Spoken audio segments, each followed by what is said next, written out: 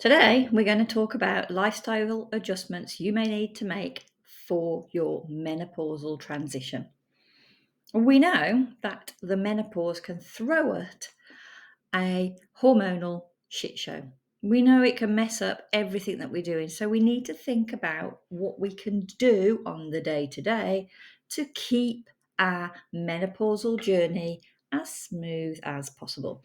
My name's Tracy Montgomery, and I talk about all things menopause, midlife, and all the crap that goes with it.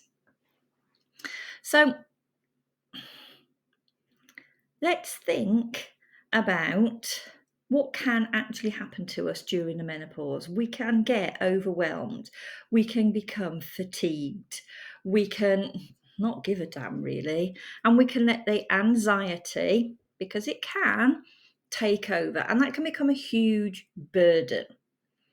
So we know that once we get past a certain age, we are more than likely to encounter some of the symptoms of menopause. Now, what we have to remember is that our menopausal transition, our menopausal journey is continual. It's a continuum. So once we go through the perimenopause stage, perimenopause is that phase when the hormones start to decline and their levels shift and change, and our body and our brain is not used to what's happening. What then happens is that decline peters out,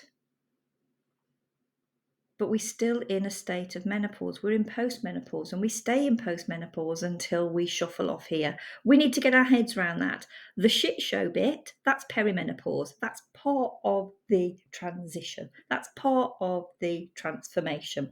And once we go through that, our bodies are going to behave slightly differently.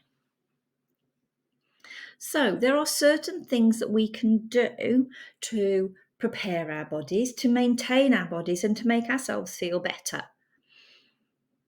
There are certain disciplines that we can follow that can make us feel better without us becoming too overwhelmed. Now, bear in mind that these hormone shifts are going to mean that our muscles don't act the same as they used to. Our bone composition is not the same as it used to be, and therefore our bodies do not respond the way that they used to. But there are certain movements, certain disciplines that we can use that can help maintain that. Things that do stretching, things that listen to the body.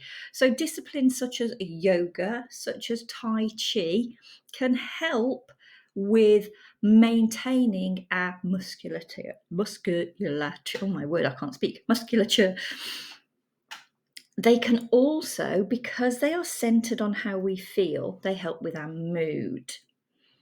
So looking into areas near you that can support yoga, can support Tai Chi would be useful to you. There are classes online as well if you can't get out and about. And then to support that, we need to think about our nutrition. So we need to think about the types of foods that are going to help us and then the types of food that aren't. So we want to cut down those inflammatory foods, the alcohols, the coffees. I know I can't cope without my coffee in the morning, but I do limit it.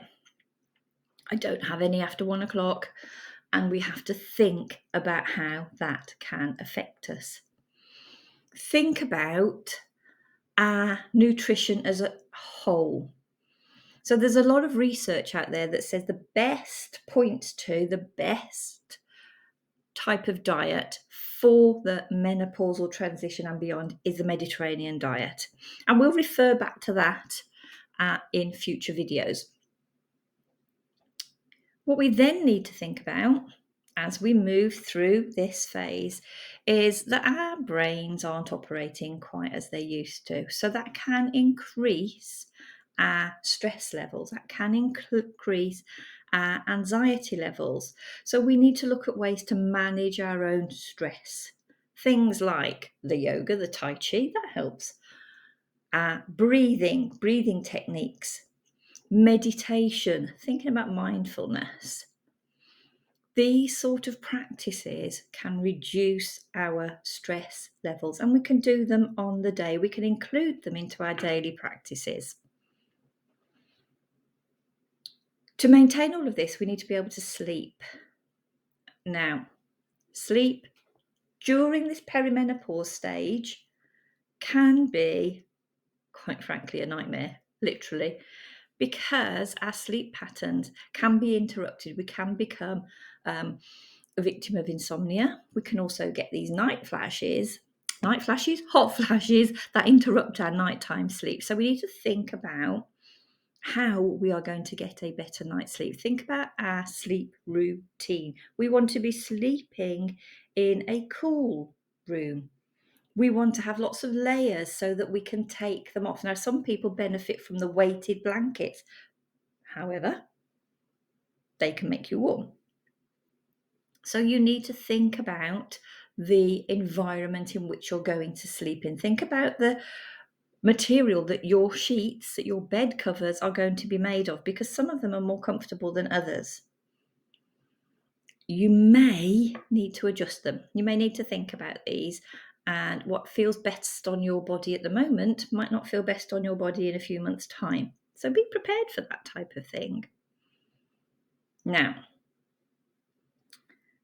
during the perimenopause and on, we might find that our bladder doesn't behave how it used to, and we may find that we are going to the toilet more frequently. That does not mean to say that you cut down on the amount of liquid water that you are taking in. You still need to stay hydrated. You still want those kidneys to function.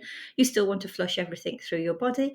And the more that you flush through your body, the more likely you are to reduce those hot flashes. So make sure you are drinking enough throughout the day.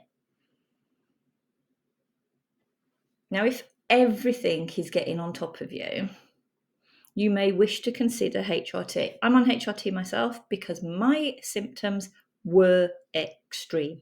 I still have days when they go a little bit off kilter, and mine were quite debilitating. I was in pain, I was shaking, I was crying. I wasn't just having a hot flash, I was literally dripping, and for days. So I am on a HRT regime.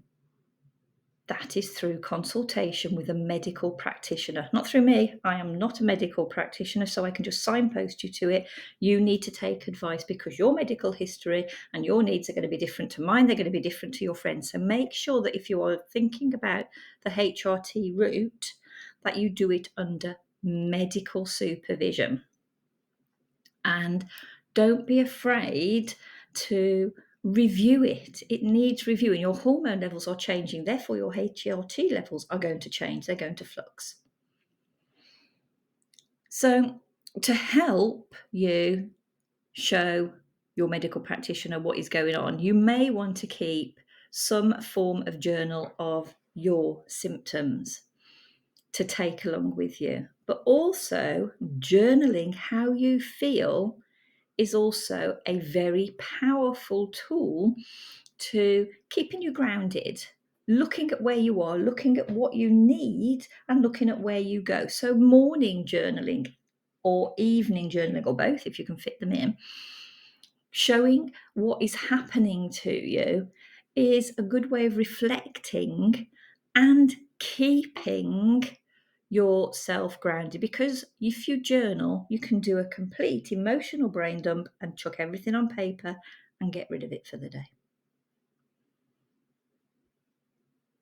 So don't be afraid to ask for support. I have Menopause, Midlife, and All the Crap as a supportive community. You can come and join us, and we can talk together through that. So don't be afraid to suggest that you need support.